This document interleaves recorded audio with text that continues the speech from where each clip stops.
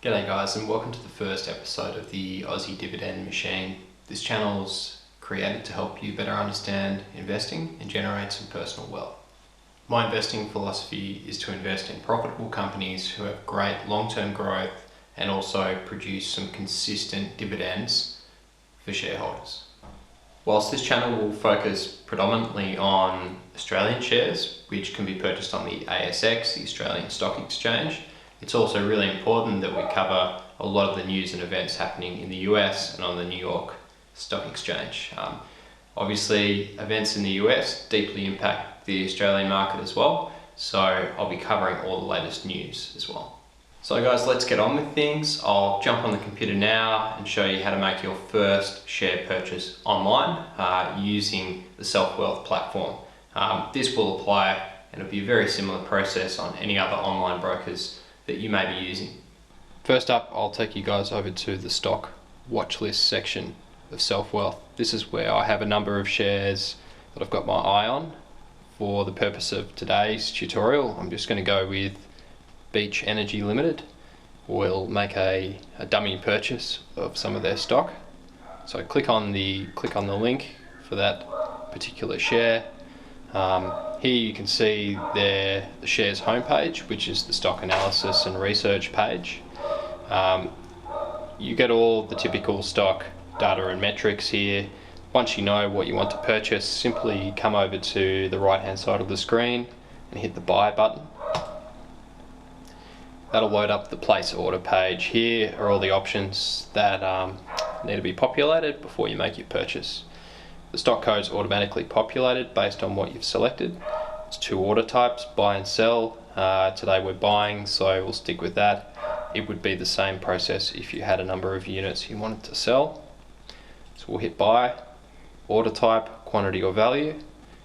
This allows you to set either a number of units or a dollar amount. We'll use a dollar amount.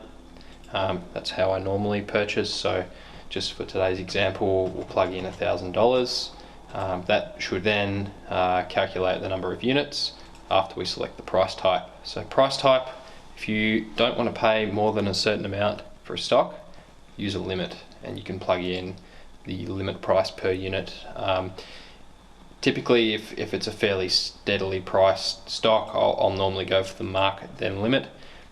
This way the order will be filled by the best bid in the market at the time. It'll be close to the current listed stock price. Might be a bit below, a bit above. It just depends who purchases or who sells you your shares in this particular case. So you can see here I've hit market then limit. It's populated 626 units. It tells me how many units I'll get for $1,000, and it tells me the estimated value of the transaction, including the estimated brokerage fee.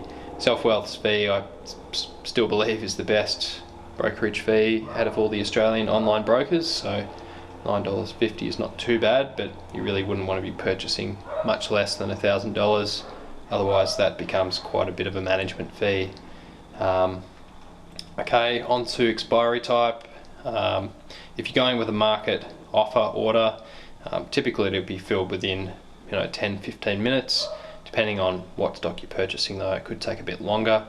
I keep it on day only. The other option is good till date, which means you can put your order in the system and it'll expire on a given date.